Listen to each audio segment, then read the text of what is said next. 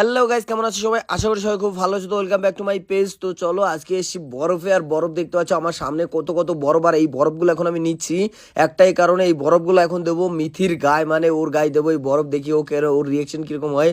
ও দেখো, ও তো দৌড় দিয়েছে শুরু, মানে আমাকে দেখেই দৌড়চ্ছে, দেখো কি স্পিডে দৌড়চ্ছে। তো প্রথমে আমি ভাবলাম যে ও পড়ে যাবে, বেকার বেকার থাক, বেশি জোরে দৌড়তে হবে না। আমি তাই হালকা হালকা দৌড়ছিলাম। ও তো চেল্লাচ্ছে যে না না বরফ দিও না, বরফ দিও না। এবার দেখো দৌড়চ্ছে, বরফের দিকে যাচ্ছে। আর গাইজ এখন আছি আমরা আপেল খেতে। এটা হলো আপেল বাগান, আপেল বাগানে এসেছি আমরা হলো গিয়ে আপেলের জুস খেতে। তো দেখতে পাচ্ছ মিতি ওদিকে হাঁপাচ্ছে কষ্টে। তো তারপরও আমি বললাম যে না, ছাড়বই না, আমি দেবই বরফ গায়ে।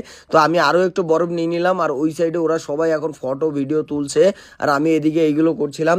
ফাইনালি এবার মিথিকে আমি দেবই। ও হলো গিয়ে মিথির দিদিকে জড়াই ধরবে, বলবে যে না দিও না দিও না দিও না। অনেকক্ষণ ধরে এই নিয়ে চেল্লাচিল্লি হবে, বাট আমি তো দেবই। তো ওই জন্য বললাম যে একটু তো নিতেই হবে। তো অনেকক্ষণ জোর জবরদস্তি করার পরে ফাইনালি আমি দিতে পেরেছি কিনা সেটা তো একটু পরেই